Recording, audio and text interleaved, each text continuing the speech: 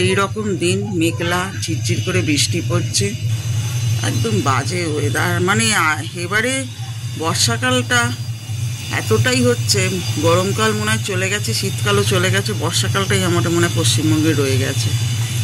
নমস্কার বন্ধুরা, কেমন আছেন? এইখানটা ইগনোর করুন, এখানটা খুব বাজে অবস্থা।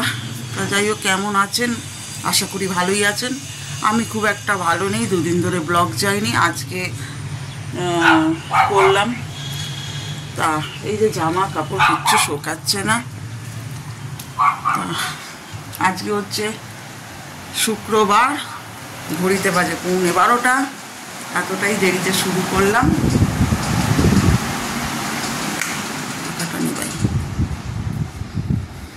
দেরিতে শুরু করলাম, রান্না আছে, আস্তে আস্তে করব। কালকে হাজব্যান্ডের ছুটি ছিল, তা কালকে একটু বেরিয়েও ছিলাম। তারপরে মাঝ রাস্তায় এতটা বৃষ্টি পড়তে শুরু করলো যে সন্ধ্যাবেলা তাই 7:30টার সময় বেরোলাম হাজব্যান্ডের সঙ্গে, কিন্তু এতটাই বৃষ্টি পড়তে শুরু করলো যা চলে আসতে বাধ্য হলাম। একটু কাজ ছিল, ও চলে এলো, আমি আবার বেরোলাম, কাজগুলো করলাম। তা খুবই বাজে ওয়েদার, এত বাজে ওয়েদার, চুল ফুল কালারও করতে পারছি না, কি বিচ্ছিরি যেন লাগছে দিনগুলো। তার মধ্যে ছেলেটারও গলা ব্যথা হয়েছে, আমারও কেমন গলাটা একটু খুসখুস খুসখুস করছে, শরীরটাও ভালো নেই। আর কি বলবো, মানে এই ওয়েদারে দেখবেন প্রত্যেকের ঘরে ঘরে জ্বর হচ্ছে, গলা ব্যথা, শরীর খারাপ, গা হাত পা ব্যথা। আবার কি বলুন তো, গরম লাগছে কিন্তু যে বৃষ্টি পড়ছে বলে ঠান্ডা ওয়েদার সেটা নয়। তখন এসি চালাচ্ছি জোরে, কি পাখা চালাচ্ছি, তারপর দিনই সকালবেলা উঠে গা হাত পা ব্যথা। বুঝতেই পারছেন আমার গলার স্বর শুনে যে গলাটা ধরেই আছে, গা হাত পারও ব্যথা ব্যথা করছে। দেখি একটা প্যারাসিটামল খাবো। তা রান্না আছে, কি রান্না করি না করি নিশ্চয়ই দেখাবো আপনাদেরকে। রান্না বলতে ওই ছোটোখাটো কিছু একটা করে নেবো।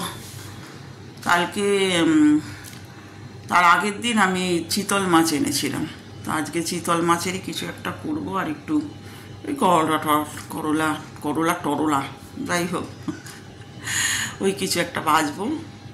খুবই বাজে ওয়েদার, এতে কি বলুন তো প্রত্যেকের শরীর খারাপ হচ্ছে। আর যেটা হচ্ছে সেটা নিয়েই চলতে হবে আমাদেরকে। তা দুদিন ধরে ব্লগ সেই জন্যই দিতে পারিনি, মন মেজাজ কোনোটাই ভালো লাগছে না এই ওয়েদারেতে। তা ভাবলাম আজকে দিই। অনেকেই বলছেন কেন দিচ্ছ না দিদিভাই, কেন দিচ্ছেন না। তা বন্ধুরা দেখুন কি করি আজকে, কি না করি জানি না, কি দেখাতে পারবো, যেটুকুনি দেখাতে পারবো সেইটুকুনি শ্যুট করব। তা এখন রান্নাঘরে এবার ঢুকবো, আজকে অনেকটাই দেরি হয়ে গেছে। বসে বসে চা খাচ্ছিলাম, ফোন নিয়ে ঘাঁটছিলাম। দেখি কি রান্না স্টার্ট করলাম সেটা দেখাই। মাছ কাবারি মাল কিছু ঢেলেছি, কিছু এখনো এখানে পড়ে রয়েছে। মানে সেই শরীরটাই বইছে না যে আরও কাজ করি। যাই হোক, ভাত বসিয়ে দিয়েছি, করলা ভাজা হচ্ছে। আর এই যে চিতল মাছ, কি দাম চিতল মাছের! এক একটা বলছে 1200 টাকা করে কেজি। এই 3 পিস 1042 টাকা নিয়েছে। মানে বুঝতে পারছেন কতটা দাম।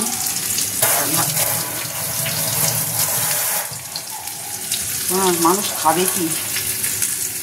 আমি চিতল মাছ খাই না, ইলিশ মাছ খুব ভালো লাগে। ইলিশ মাছ ওইটাকে ভালোভাবে ইলিশ মাছ এলে, ছেলে আবার ইলিশ মাছ খায় না।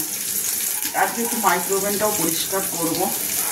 আর একটা টিপস আপনাদের দিই, অনেকে সকালবেলা ঘুম থেকে উঠলে বা চা খেলে বা কোনো কিছু খাবার পর না মুখটা খুব অম্বল হয়ে, মানে টকটক ভাব চলে আসে, গলা জ্বালা করে বা অম্বল গ্যাস হয়ে যায়।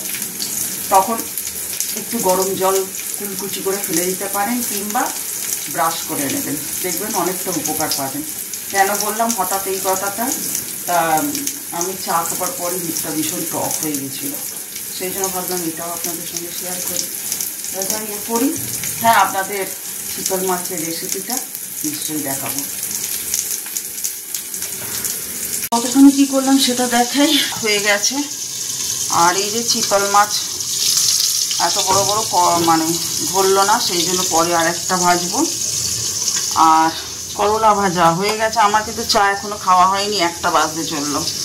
আচ্ছা, চিতল মাছের কালিয়া যেভাবে বানাবো, এক একজন এক রকমভাবে বানায়, আমি যেভাবে বানাচ্ছি সেটাই আপনাদের সঙ্গে শেয়ার করছি। চিতল মাছের কালিয়া। বাবা তুবলে যাচ্ছি। যাই হোক, তা প্রথমে একটা পেস্ট বানাতে হবে। একটা টমেটো নেবেন, ওই একটুখানি 1 ইঞ্চি থেকে একটু বেশি আদা, 3টে ছোট ছোট পেঁয়াজ আর 2টো কাঁচা লঙ্কা। যে যেরকম ঝাল খান সেরকম করবেন। আর এটা পেস্ট করে নেবেন। নেওয়ার পর আমি রান্নায় যে মশলা দেবো সেটা হচ্ছে 2টো চিড়ে রাখা কাঁচা লঙ্কা, একটা শুকনো লঙ্কা, এটা ফোড়নে যাবে। আর কিন্তু কিছু ফোড়নে যাবে না। নুন, লঙ্কার গুঁড়ো, জিরে গুঁড়ো আর ধনে গুঁড়ো, ঠিক আছে? আর কিছু সেরকম যাবে না। আর রান্না করতে মানে যখন শেষের দিকে তখন একটু সামান্য চিনি দিয়ে, যাতে টেস্টটা ব্যালেন্স করে সেই জন্য। তা দেখুন, আমি আমার মতন করছি, অনেকে অনেক রকমভাবে করে। তা আপনাদের সঙ্গে ভাবলাম একটু আজকে শীতল মাছের কালিয়াটা শেয়ার করাই যাক, তাই করলাম। তা মাছটা ভাজা হোক। আর মাছ কিন্তু খুব একটা বেশি ভাজতে নেই। চিতল মাছ একটা শক্ত ছিবড়ে ছিবড়ে হয়ে যায়, যেমন চিংড়ি মাছ, তাই হালকা করে ভেজেই রান্না করতে হবে। তা পেস্ট করে নিয়ে আসি, তারপর আবার আসবো। মাছ ভাজা হয়ে গেছে, হালকা করেই মাছগুলো ভেজেছি।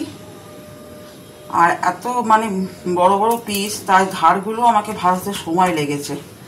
তা যাই হোক, এবার তেলটা গরম হয়ে গেছে। ওই মাছের তেলটাই যেটা ছিল, একটা শুকনো লঙ্কা জাস্ট ফোড়ন, জাস্ট সঞ্জে।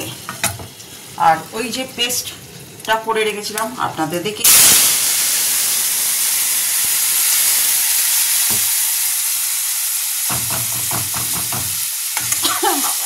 এবার হাসি কাশি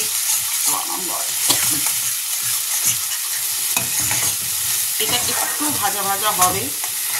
মানে ভাজা ভাজা বলতে একটু কাঁচা ভাবটা চলে যাবে।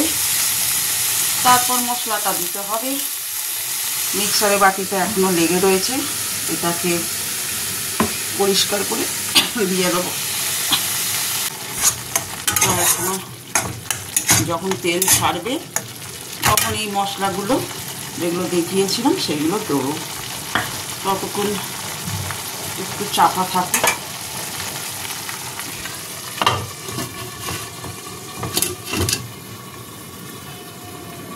রান্না করলে তো আর হয়ে যায় না, তার আনুষঙ্গিক কাজ প্রচুর থাকে। আনুষঙ্গিক, বাবা সব কথা আটকে যাচ্ছে। যাই হোক, যা বলছি সেটাই মানিয়ে নেবেন বন্ধুরা। তা যাই হোক, ওই রান্না করতে করতে না আমি নিজে কটা বাসন পড়ে, তাহলে কি তাড়াতাড়ি হয়ে যায়। অনেকে রান্না করার পর একদম পরিষ্কার করে, হ্যাঁ সেটা তো গ্যাসটা থাকে, রান্নাঘরে মেঝেটা থাকে, যতই পুছে দিয়ে যা। তা আমার তো বাসন মাজার লোক মানে কোনো আমি রাখিনি, শুধু ঘরদোর ঝাড় দিয়ে পুছে। আগে সবই ছিল, এখন অতটা প্রয়োজন পড়ে না, একলাই করে নিই। এই সকাল থেকে তো আমি থাকি, হাজব্যান্ড সকাল থেকে বেরিয়ে যায়, আর ছেলের মতন থাকে, ওর অনলাইন ক্লাস থাকে, আমি তো ওই আস্তে আস্তে সব কিছু করি। মোটামুটি তেল ছেড়ে দিয়েছে। এইভাবেই যেগুলো দেখিয়েছিলাম সব দিয়ে দিতে হবে, দিয়ে এবার কষাতে হবে।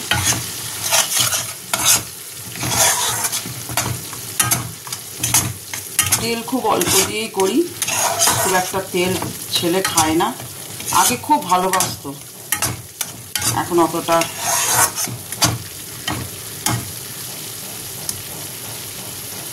এবার কষবে।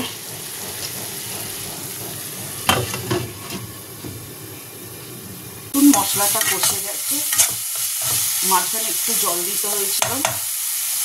এইবার পরিমাণ মতো, খুব তো জল জল হয় না, একটু মাখো মাখো থাকে। পুরো মাখো মাখো করতে পারবো না, কারণ ছেলে ভাত দিয়ে মেখে খাবে। এটা একটু ফুটুক, তারপর মাছগুলো এতে দেবো।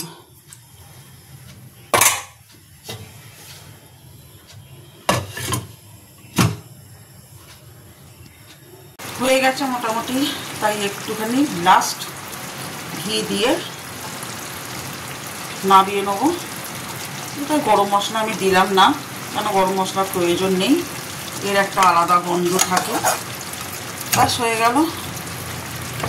তো এই হলো চিতল মাছের কালিয়া।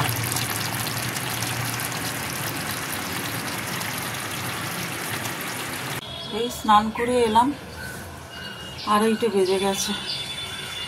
ভালো লাগছে না, কি বিচ্ছিরি ওয়েদার, তার মধ্যে তাঁতি গেছে ছিঁড়ে, যা করছে। আবার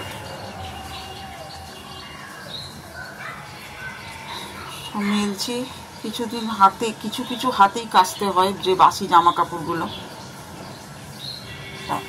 মেলছি সেইগুলোই। এবারে পুজো হবে, পুজো ঠাকুর মনে হয় চলে যাবে, 2:30টার সময় পুজো করতে হচ্ছে। জামা কাপড় অনেক জমে গেছে জানেন বন্ধুরা, কাচা আর হচ্ছে না। কি করে কাচবো, শুকোচ্ছে না, কি কাচবো বলুন তো। স্নান করে এবার পুজো করবো।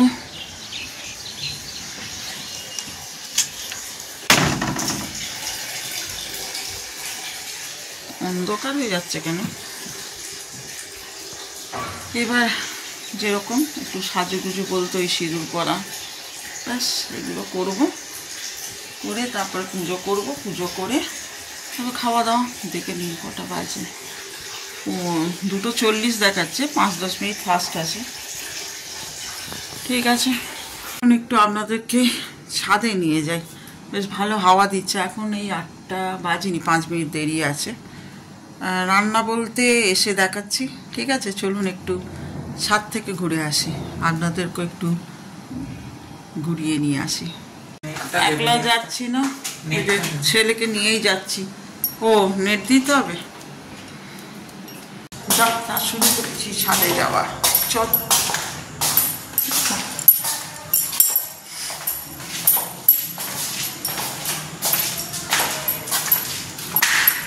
যাই, ছাদ থেকে ঘুরে যাই। হ্যাঁ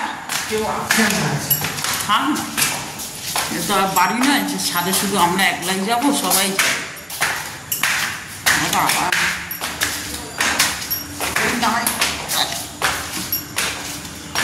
এইটুকুনি সিঁড়িতে উঠতেই খুব কষ্ট হয়,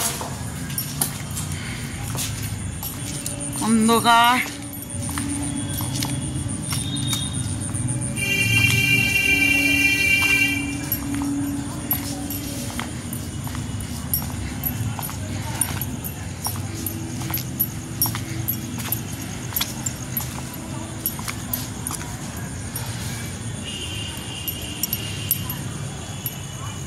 আর কিছু দেখানোর নেই, মোটামুটি হয়ে গেছে কাজ।